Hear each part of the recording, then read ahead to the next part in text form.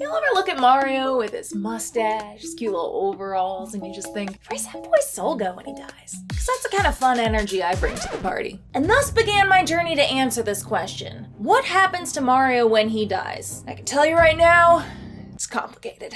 For now, let's focus on the title. It's a good title, right? Powerful. And I chose heaven specifically because there are actually a good number of things that point to heaven being the afterlife of choice in this world. By the way, now's a good time to mention that this video is not meant to be taken seriously. I'm really not trying to make any statement or sweeping declaration about any religion. This video's just for funsies. So let's all approach this in a lighthearted manner and remember that it's all just pixels, baby. Put it on a shirt. That being said, heaven is a concept in many a religion, so what type of heaven are we talking about exactly? When I look up the definition of heaven, the definition of the top result that comes up reads, a place regarded in various religions as the abode of God or the gods and the angels, and of the good after death, often traditionally depicted as being above the sky. There are also a couple other websites that have the definition, the abode of God, the angels and the spirits of the righteous after death, the place or state of existence of the blessed after mortal life. So for all intents and purposes, we're going with an extremely simplified and stereotypical version of the Christian heaven, a place above the sky where you go when you die to live forever with angels and an all-powerful God. Again,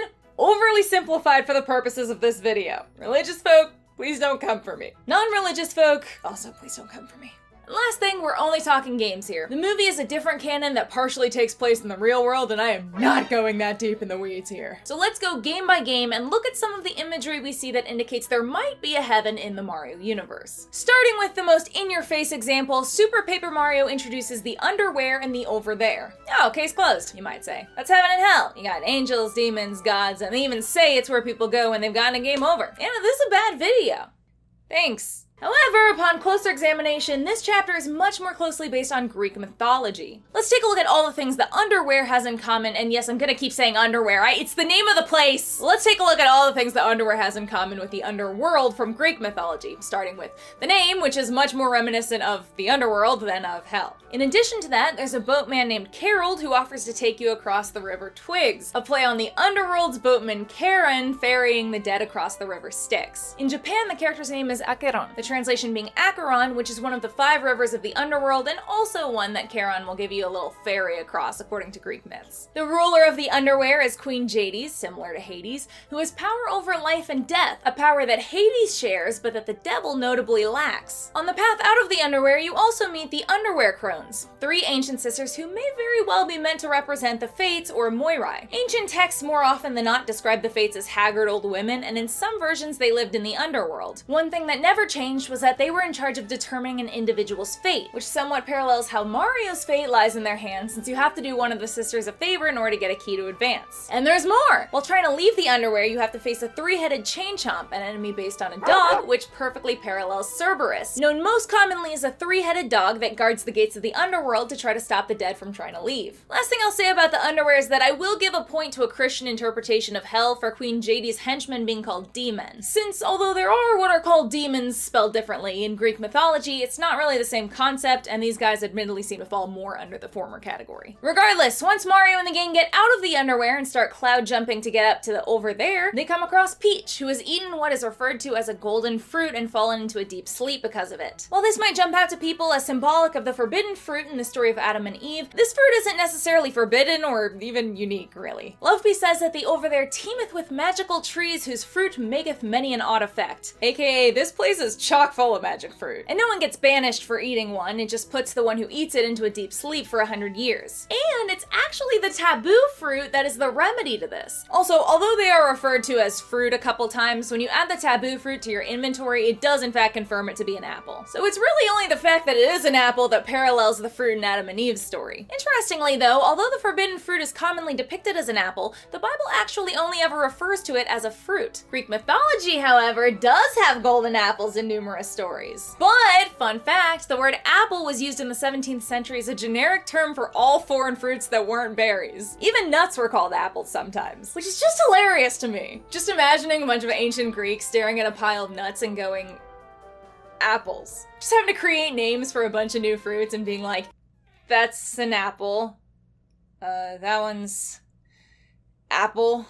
Those are berries, I know those. Back then, you popped a straw into a box of apple juice, you never knew what you were gonna get. You order some apples off Instacart, the delivery person could bring anything back. Anyway, there were also no Greek myths with golden apples that put people to sleep for 100 years. So, what does that mean? I don't think the apples point to either side, but we sure did learn something today. Okay, so what does the Overthere have in store? For one, Greco-Roman architecture. And while there's a huge amount of ambiguity over what architecture in the Christian heaven may look like, biblical descriptions of the surroundings include walls compared to precious stones and jewels, streets of pure gold, gates of pearl, and the city being pure gold like clear glass. So, not that. One could argue that this could be meant to represent Mount Olympus, though only the gods were allowed to live on Mount Olympus. And the only other real possibility is Elysium, which, like heaven, was a paradise that those deemed worthy were sent to in the afterlife in Greek mythology. However, Elysium was never written as a place above the clouds, so that's a bit of a stretch too. See, I'm being fair here. The Overthere is also home of the Nimbi, which are those whose sins were deemed light enough to enter the Overthere. Now, these little guys are probably the strongest argument that this is meant to be heaven, but not for the reason you might think. The Nimbi speak Elizabethan English, which was never spoken in Greek mythology. However, it's not exactly Elizabethan English, as they don't always use thou and thee correctly, and there are other grammatical inconsistencies as well. But through their dialogue, we can also see that they seem like pretty dang regular citizens of a pretty dang regular world, too. They have restrooms, go to school, and the citizens themselves can be lustful, bloodthirsty, deceitful, which just doesn't seem that angelic to me. But in Greek mythology, no one's exempt from flaws. Heck, even the gods and goddesses get jealous and act up and make mistakes. Like, Zeus got pissed when Prometheus gave humans fire, so Zeus bound him to a rock and had an eagle eat his regrowing liver every day for all eternity. That's petty! And speaking of rulers, Granby, Lubby's father, is the king of the Overthere, which, if we're tying this to the Christian heaven, would represent God. But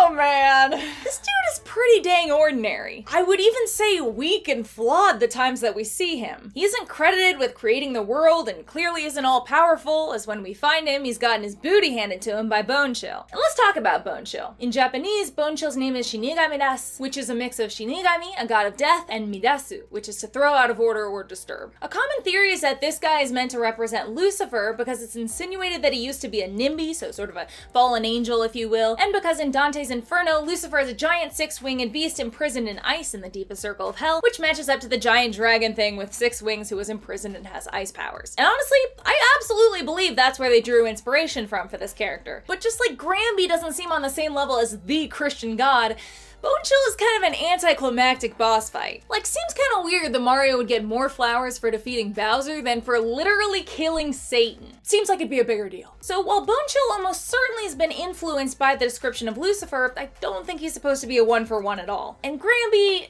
dude, I don't know. Barely even seems like a Zeus if I'm honest. Or like his cousin Bruce. Well, let's say you're still unconvinced by my argument that this chapter is closer to Greek mythology than the Bible. That's okay, because even if this is counted as a heaven, it's not real. It's just a book. Super Paper Mario, I mean. In all the Paper Mario games, really. The game Mario & Luigi Paper Jam's plot hinges on a magical book being opened and all of the main cast of Paper Mario flying out into the real world. It's why the Paper Mario games are separated by chapters instead of worlds, and in Super Paper Mario, you even read direct quotes from the book. On the paper. That being said, I would argue that many things from the Paper Mario books are based on real Mario World people, places, and events. But I would also argue that the stories and worlds contained within Super Paper Mario can't be taken as canon to the real Mario World unless we also see it outside of that series. So let's look outside the series. There are a few examples of religious iconography in Super Mario Bros. 3, for instance. One example is that Mario has the ability to turn into a statue that is modeled after the Buddhist monk known as Jizo in Japan. Believed there to be the protector of the souls of children as well as travelers,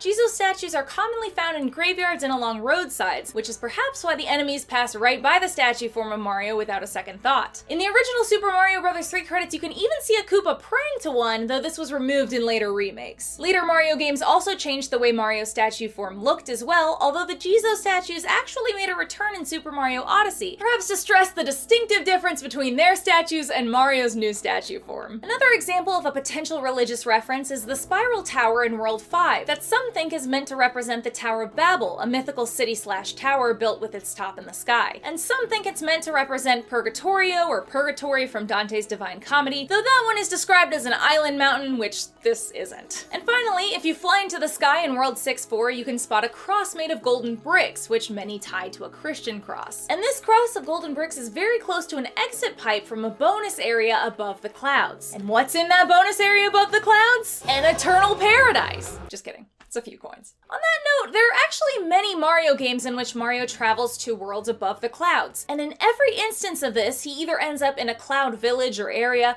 or on or around a star road, or in space. Outside of the Paper series, there's never been a game where going above the clouds leads to any type of heaven-esque world. But okay, even in the real world, it's not supposed to literally be above the clouds, so I won't take that at face value. But I do think it's interesting how in both of the previous examples with the tower and the cross, you're going to or coming from an area above the clouds, and in both cases, it's just another area. However, I'm gonna pull the book thing again. Super Mario Bros. 3 isn't a book, no, but it is a play. People have been theorizing that it might be a play for a long time, considering it starts and finishes with the raising and lowering of a curtain, large objects cast shadows onto the sky, which was later removed in the remakes, boxes were constructed with screws or possibly bolted down, some platforms were suspended from wire, and when Mario walks into the darkness at the end of a level, it could be seen as him going off stage. However, it was all just theorizing. Until 2015, when Shigeru Miyamoto did a video with Nintendo UK and confirmed it was, in fact, a performance. And while I will very readily accept that the performance was based on real events, especially since the Super Mario World manual mentions Super Mario Bros. 3 in its story description, I will argue that things like the set and props very well could have been an artistic choice on the director's part. I feel like there's always that one director who's trying to sneak their agenda in. Like, oof, you sure you want to have the line down with Marxism into the SpongeBob musical? Okay, at this point you might be like, Anna, stop, it was just a dreaming me. You got it. But before I get back on track, I just want to point out two little silly ones. The first is in the Japanese version of Mario Party 2, Luigi and Wario both have exclamations that seem to imply that there is, in fact, a deity watching over them.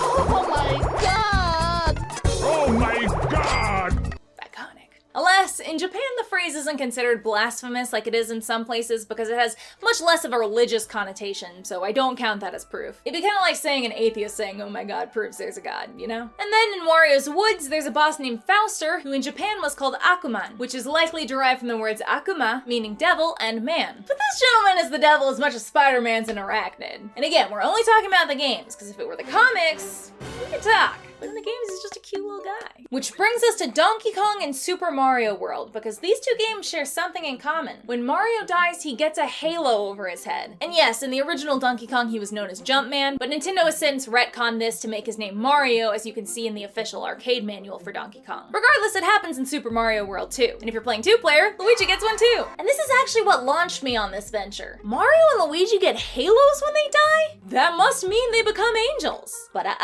first of all, halos are far from Christianity specific. The Bible actually never says anything about halos as we know them. It's only in art that we see their portrayal, and it existed in artwork long before the birth of Jesus. Halos have been used in the art of ancient Egypt, ancient Mesopotamia, ancient Greece. It's used in Buddhism and Hinduism, and the list goes on and on. Christians adopted it as an icon to depict holiness, but historically it has been used for non-holy people too, like kings or even heroes. But again, even in Christianity, the halo was never intended to be a literal portrayal of a real-world phenomenon. It was only meant to exist in art, which is how we must view this example. And interestingly, as realism climbed as a more popular form of art, the use of the halo declined, which might seem very familiar. And so I say that this halo may represent the fall of a hero, but Mario does not turn into an angel, and he is not meant to represent Jesus or the like. So what happens to Mario when he dies? I'm glad you asked. And also, some people might be like, Mario isn't ever actually dying, he just gets knocked out or falls off screen. But you cannot tell me that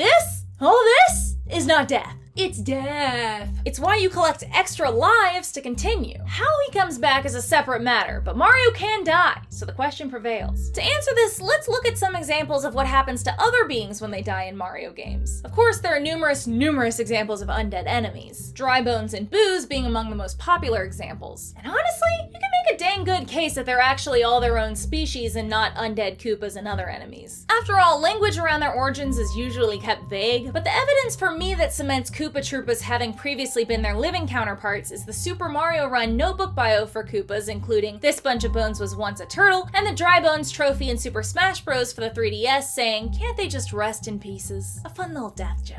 Also, while we're on the topic of dry bones, some suggest that the name itself has ties to Christianity due to Ezekiel 37 mentioning a valley of dry bones and skeletons reforming. But since the Japanese name is karon, which comes from kara, which translates to bone dry and is also an onomatopoeia for rattling, I don't really think this is the case. Now, boos are a tougher sell for having once been living beings. And I think moving forward, Nintendo will definitely lean in the direction of them being their own species instead of dead beings. But the main evidence that we find for them having previously lived is Goombario's tattle description of a boo in Bo's manor that says he was maybe a merchant before he became a boo, which is from Paper Mario, so we can't take it as concrete evidence. You're not gonna catch me out. But the Super Mario World manual points out that the level Ghost Ship, which is filled to the brim with boos, is an airship from Super Mario Bros. 3. Did say the play was likely based on real Mario World events after all. And in Luigi's Mansion 3, King Boo says he is sick to double death of Luigi, implying he's already died once. Other than that, the only other significant indicator is that they're referred to as ghosts all the time, and the very definition of ghost implies that it was once a living being. But let's talk about ghosts in Mario games for a second, because there are various types of ghosts. There are different colored boos, toad ghosts, but we're not counting Paper Mario, character ghosts, ghost animals, ghosts of elements, what we'll call normal ghosts, because that's what the Luigi's Mansion manual calls them, which also come in a huge variety of shapes, colors, and sizes, portrait ghosts, and even ghost skeletons. Figure that one out. But for now, let's focus on Luigi's Mansion, because this is an extremely interesting example of multiple types of ghosts all being in the same game. Number one, there are portrait ghosts, who tend to have human forms, or dog forms in Spooky's case, except for Jarvis, who's kind of doing his own thing, living in a jar, and Bogmire, who is a product of the mansion's fear and despair, and not actually a ghost. But aside from Bogmire, all of these portrait ghosts were originally ghosts from around the world who were just doing their ghostly thing before being captured and put in a painting by Professor Egad, the ethics of which we will gloss over, considering the creators realized that was pretty problematic and changed it in future games. But prior to being ghosts, they were all very much alive at one point, as you can tell from their various Game Boy horror bios and portraits around the mansion. The exception to this rule is Chauncey, whose bio states he was born a ghost and is the son of Neville and Lydia. Ghosts might still get it on in the afterlife. Cool. But that is actually interesting. Ghosts can always have been ghosts. Ghosts can always have been ghosts. Ghosts can always have been ghosts. That doesn't sound grammatically correct, but I think it is. Number two, there are normal ghosts, which in the first game are painted into existence by Vincent van Gogh, but in the next games are the new normal ghosts and look quite different from the previous game. They're just ghosts, which is different from number three. Number three is boos, which EGAD distinctly differentiates from normal ghosts, and even has a control switch where you can choose to release the normal ghosts or the boos from the Poltergust 5000. Boos are ghosts, but not all ghosts are boos. Square rectangle situation. But while EGAD works alongside the other ghosts in the second and third game, he has no interest in taming boos. He mentions that common theory says that boos grow in strength when they travel in numbers, so whether it's because they would be too powerful, or because they're working under King Boo, or maybe because boos like to gather where there's fear and despair, he's cautious of them. Now let's jump to another game, Mario and Luigi Bowser's Inside Story, where we can meet a ghost named Yikk that studies boos. This ghost studies ghosts. Yikk was unable to understand how boos could apparate and disapparate at will. To try and understand, he built a boo ray machine that allows a light to go through a subject's body and project against a surface, which he deems as making their body transparent. Which, look, whatever helps you eternally sleep, buddy. While we're on the topic of eternally sleeping, when Bowser opens the book, the first thing Yikk says is, "Who has awakened me from my eternal slumber?" He indicates that he was indeed alive, but now his soul slumbers in this book, his entire existence distilled into a patchwork of dreams. Holy! There's one more time he mentions sleeping and dreaming, and that's when Bowser uses the Boo Ray. He says it marks the first time it's been used on a living being, and since he considers it a success, he will sleep and dream again. And if he has to specify it's the first time it's been used on a living being, that seems to imply he built and used this after he had already passed. After all, when talking, he doesn't use the past tense to describe how he's tormented by the riddle of Boo. It seems to be a question still on his mind. So seemingly, when he's in the book, he's in a slumber-like state, but he's able to awaken and keep working on his research. Now, some sneaky snakes out there might have noticed that his soul is sleeping in a book, a lot like Paper Mario. But keep slithering, snakes, because one, he doesn't look like anything out of the Underwhere or Overthere, and two, he says he's been in an eternal slumber in a patchwork of dreams. So it's either not a Paper Mario book, or it solidifies the non-reality of the Paper Mario series by being a dream. slither off. But I want to circle back around for a second to the portrait ghost in Luigi's mansion, because there's one ghost that is particularly noteworthy, and that is Madame Clairvoya. Madame Clairvoya is a fortune teller who can see only 49 days into the future. What is the significance of the number 49? Well, in Buddhism, it's believed that it takes 49 days after one dies for their soul to be released and reborn. Unrelated to that, 49 is also considered an extremely unlucky number in Japan, since it is the combination of 4, which can sometimes be pronounced shi, which means death, and 9, which can sometimes be pronounced ku, meaning suffering. So putting them together is shiku, which would be to suffer a painful death. But more importantly, Madame Clairvoya sees into the future by calling upon the spirits, namely the spirits of power and sight. So a ghost is calling upon the spirit world to give her foresight. Okay. What's also interesting is that after examining all of Mario's lost items, she says she can finally return to her painting in peace, which sounds an awful lot like returning to a book to slumber again, no? So hear me out. Maybe the spirits of power and sight that she's calling upon are the star spirits we haven't seen. After all, the 7 star spirits we've been introduced to have been established in the 3D Mario games as the guardians of the Dream Depot, where all the dreams in the Mushroom Kingdom go. Peacefully slumbering, a patchwork of dreams, everything is coming together. But let's step away from that for a moment and focus on Mario himself, because we've actually seen multiple versions of his post-life self. First, we've got the zombie Mario outfit from Odyssey, and we've actually seen the living dead in the Mario-verse a couple of times, starting in Wario Land 2, where we get both zombie enemies and a zombie Wario, and again in Odyssey, not with the Toasterenans, who are apparently living beings, though they appear to be skeletal, but with Chinchos, who are mummy versions of the Toasterenans, which we can tell from their appearance and their Japanese name Kodai Achinya-chin, which means ancient Toasterenan. We've also seen Skeleton Mario, which the description admits is completely mysterious in how it works. And you can see through the bones here. This is Mario's actual skeleton, which we've also seen when he gets electrocuted in some of the games. So does he turn into a dry bones version of himself when he dies? After all, when Bowser falls into the lava in New Super Mario Bros., the game the character was first introduced in, he becomes Dry Bowser. But in later games, Bowser is also able to become Dry Bowser by drinking too much Skeletone Formula D in Mario & Luigi Bowser's Inside Story plus Bowser Jr.'s Journey. Then Mario Party Island Tour decided to complicate things and suggest he was a close family friend. But either way, this is what Bowser's skeleton looks like, and Bowser's skeleton can clearly live on, so maybe Mario's skeleton can too. Then there's Boo Mario, who, when he turns into a Boo, can pass through walls and even read Booish, the language of the Boos. But wait, all of these are just temporary forms caused by power-ups or outfits, so how can we tell what would actually happen to Mario if he dies? The answer, my friends, came from an unexpected place.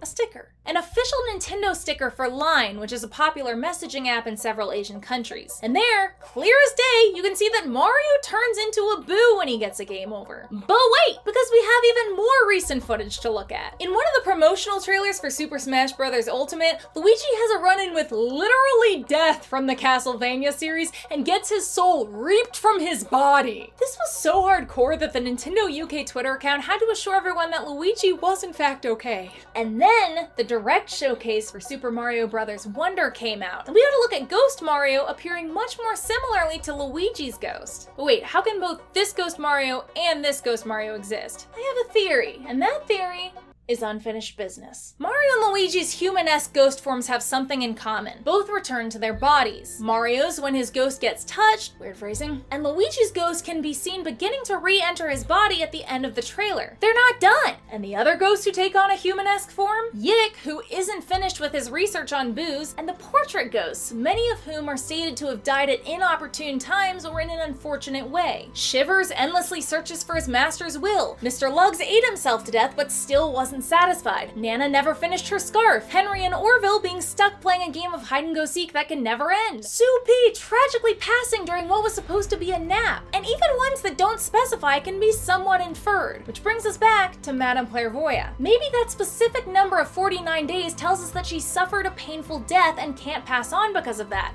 opting to slumber much like Yikk when she's in her painting. Maybe Boos are the ones who have fully accepted death and are content to start their new lives as a Boo. Maybe that's why they're always looking pumped. They've decided to embrace their new lifestyle, creating a new language just for their community, and in doing so grow stronger in power, which is kind of nice. They've got Boo friends, they party and play sports. It's not as tragic as it may seem at first. And note, while the human-esque ghost form of Mario only appears when he's temporarily down, the sticker with Boo Mario specifies that he's gotten a game over. He's done. Maybe this is what happens when you don't press continue and instead accept the end. But even Boo Mario isn't for long, since the next time you pick up the game, you reset time to a previous state before death. Unless, of course, that's another Mario from an alternate universe where he wins this time. That's a video for another day. Either way, the answer to what happens to Mario when he dies is he becomes a ghosty, with the options to live it up as a Boo or perhaps to sleep and eternally dream amongst stars. Either way,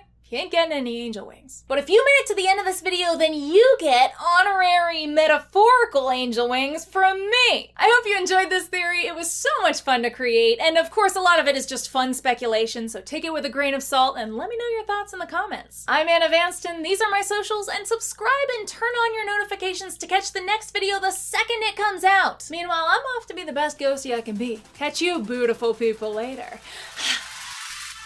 What?